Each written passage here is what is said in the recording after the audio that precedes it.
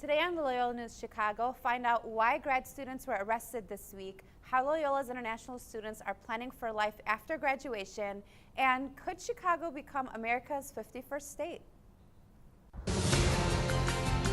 From the Convergence Studio in the School of Communication, this is Loyola News Chicago. Welcome to Loyola News Chicago. I'm Queenie Ama. And I'm Sajda Al-Khazale. We start our newscast with some reassuring news for the Loyola Ramblers. Rambler Nation is breathing a sigh of relief this week. Porter Moser turned down an offer to coach college basketball in New York. Reporter Michael McDevitt has more on what this means. Head men's basketball coach Porter Moser's introduction to Loyola. You want to get stretched, we're going to stretch you. And a lot of character in the locker room, and we'll see, how things progress. 7 years before he'd take the team on that magical Final Four run last March. After the Blurs failed to make a repeat appearance in March Madness this year, Moser was courted by several schools. Their goal? For him to do what he did for the fledgling Ramblers way back when. Under Moser's leadership, the Ramblers won the College Basketball Invitational Tournament in 2015. Then went all the way to the Final Four during 2018's March Madness. After they lost their conference tournament this year, Moser was offered the coaching job at University of Nevada, Las Vegas, but turned it down. Then Tuesday, rumors swirled. Moser was in New York. A coaching offer was on the table at St. John's University. It's been reported that the offer was for 8 years and $17 million. He took to Twitter, addressed the rumors, and announced he'd be staying at Loyola. Moser told the Chicago Tribune he's put too much into building Loyola's program to leave now. 2 recruits just committed, and he's coming off back-to-back conference champion seasons. Loyola Phoenix sports editor Nick Schultz has been covering the story and wrote a column after Moser's decision. I've never heard the student section chant Porter's name until this past season. The student section has just grown, and he's done everything. He gave away hot dogs in Damon, wrote a column in the Phoenix my freshman year. That's my favorite. And you hear him, even when they're winning, he's like, students, keep coming to games, and it's finally paying off.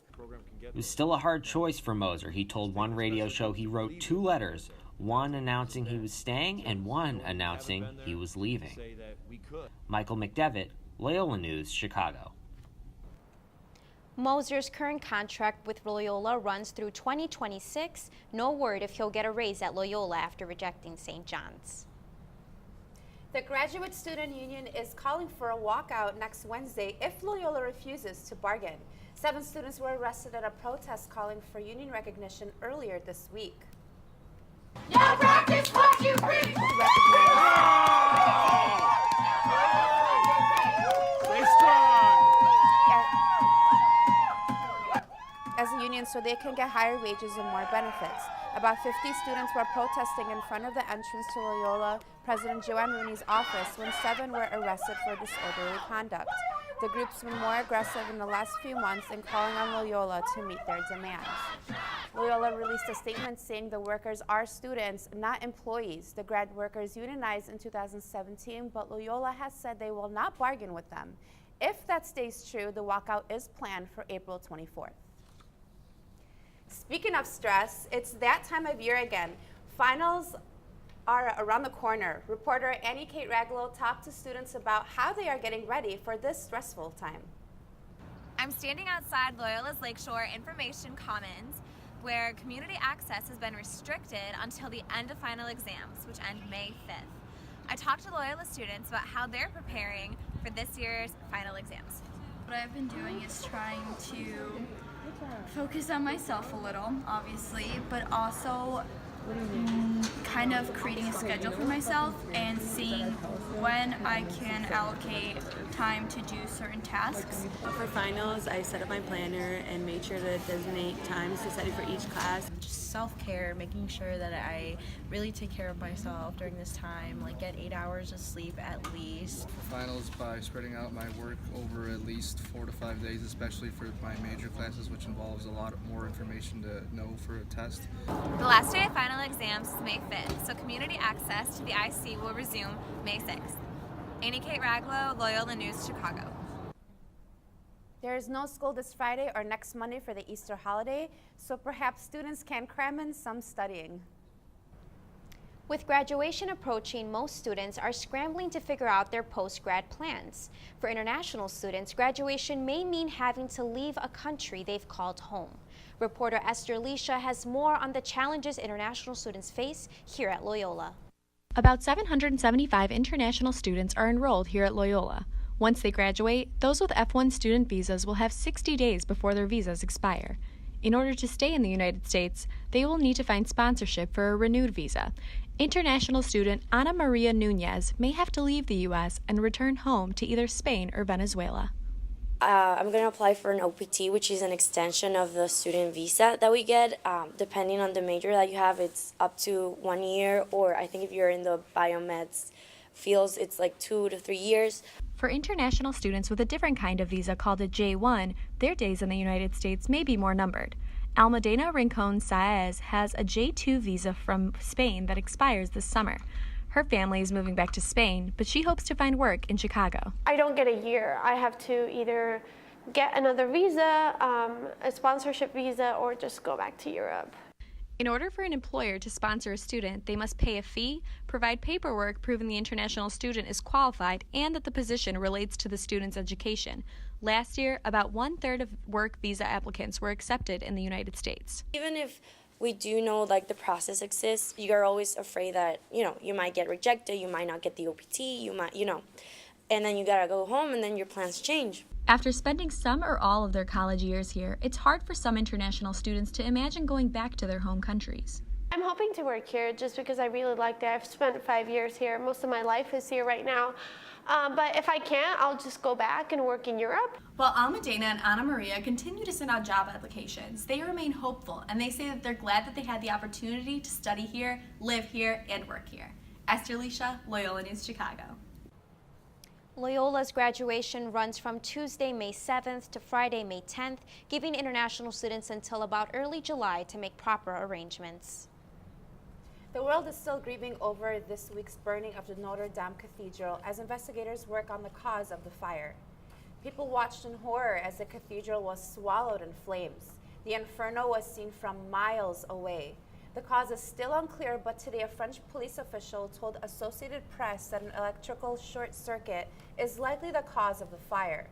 40 people have been questioned by investigators, including those who were working on the restoration of the cathedral. Notre Dame draws 13 million visitors yearly. About $1 billion have been pledged in hopes to restore the famous landmark. The Justice Department has finally released the long-anticipated Mueller report. Here are some of the facts. The report is 2 volumes and 448 pages long, including attachments. It concludes the 2-year-long Russian investigation, interference in the 2016 race by Special Counsel Robert Mueller. The redacted report details instances in which Trump tried to interfere with the investigation, but Mueller didn't rule on if Trump obstructed justice. The report does say the Trump team knew the campaign would be helped by Russian interference, but says they didn't collude with Russia. Attorney General William Barr says there is not enough evidence to charge the president. Trump says he's having a good day since the release and that no president should have to go through what he did again. Chicago may become its own state if enough Illinois lawmakers sponsor it. Several Republican lawmakers are sponsoring a resolution asking Congress to separate Chicago from the rest of Illinois. This would make Chicago America's 51st state, but the proposal is not likely to pass. Lawmakers seem to be using the resolution to point out obvious cultural and financial differences between urban Chicagoland and rural Illinois. Several other similar proposals have been made in the past, but it has yet to be taken seriously. What do you think about that? So some people like myself already think Chicago is its own state, so I don't even think it's going to make much of a difference for me. Yeah. Coming up, find out how Loyola students follow through with their Lent promises. And how your morning cup of joe can give back to the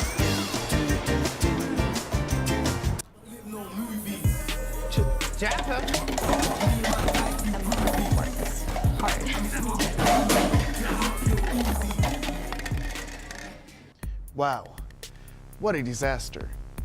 Hey there, so you want a little liquid courage, but you don't want to end up like this guy. We'll have a few tips for you to help you keep it classy. First, keep track of the number of drinks you have.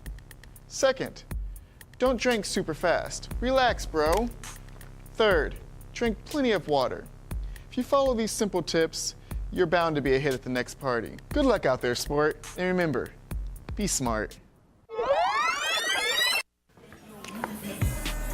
Good googly moogly, Elizabeth. How are you? I don't know, I keep calling you Elizabeth. I know your name's Amanda.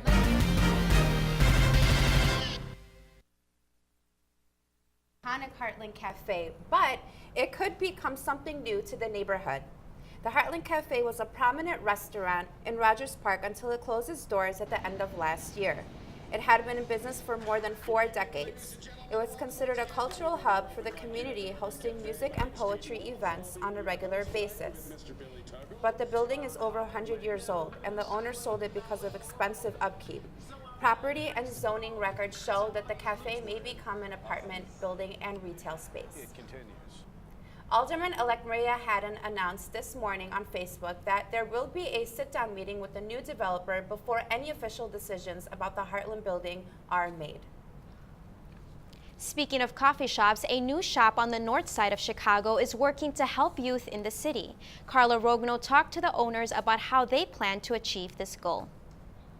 With every cup of coffee, Helix Cafe is serving up second chances. We are really committed to reducing the impact of youth unemployment in Chicago. Co-owners Sean Connolly and Caitlin Botsios are working on the cafe's finishing touches in the Edgewater Rogers Park neighborhood. We're offering breakfast tacos, breakfast bagels, lunch sandwiches, then half-wit coffee, and a full line of espresso drinks. The two co-owners, who are both 2012 Loyola graduates, put their heads together to create Helix. It's kind of a combo of both of our passions and interests. Since graduating, Connolly has worked with Loyola student-run businesses, Loyola Limited. Studying what happens when you give a lot of control and actually let students and let teams experiment in the real world. Botsios worked at Teach for America. And I was just seeing a huge gap in skills across the board with what teachers were able to teach students in a classroom and what students were experiencing on the job. The new cafe will employ Chicagoans ages 16 to 24 with hopes to provide them with skills to put them on the right path to achieve their goals. More than 20,000 Cook County residents from that age group are unemployed, out of school, and do not have a high school diploma. We want all of them to be able to have the economic independence of being able to maintain a job, learn how to work on a team so that they can set their own pathway. Not only will Helix employees learn how to run the business side, they will also spend 3 hours a week learning other skills. Social and emotional skills, conflict management, critical thinking, independent thinking skills, how to work on a team towards a bigger project, how to self-motivate. After the first group goes through the Helix program, Connolly and Botsios will hire a new group to continue giving other students in the community the experiences to help them succeed. Carla Rogner, Loyola News, Chicago. Helix Cafe plans to hire 30 students each year. The co-owners are working to have the cafe open by May 1st. Loyola men's volleyball team has advanced to the MIVA championship for the 2nd consecutive season. Last night they beat Purdue Fort Wayne at Gentile Arena. Purdue came out strong defensively, winning the opening set, but the Ramblers found their footing offensively and won the next 3 sets. Loyola's Will Tischler had his 13th kill of the night to seal the deal with a 25-23 win in the 4th set. The MIVA Conference Final will be Saturday night against Lewis University in Romeoville. The full Lollapalooza lineup has finally been released. Headliners for the 4-day music festival include Ariana Grande, Childish Gambino, and 21 Pilots. Single-day tickets are also available now along with 4-day passes. The music festival will take place this summer in Grant Park from August 1st through the 4th. The full day by lineup can be found on Lollapalooza's website. Easter is this Sunday, marking the end of Lent. That is the 40-day tradition when some people give something up in the name of their religion. Although many students we talked to said they don't participate in the custom, others say they've kept up with their religion's sacrifice. So I gave up coffee for Lent, and I did that because I'm spending too much money at Starbucks on overpriced coffee, and caffeine's not good for you. I gave up soda for Lent because it's a little bit healthier to not drink it for 40 days, and I drink a lot of soda, so it seemed like a real sacrifice. The word Lent comes from the Old English word for spring, but it doesn't much like spring right now. Not at all. And that's all we have for you today. Thank you so much for tuning in. And we'll see you next week for another episode of Loyola News Chicago. Have a great night.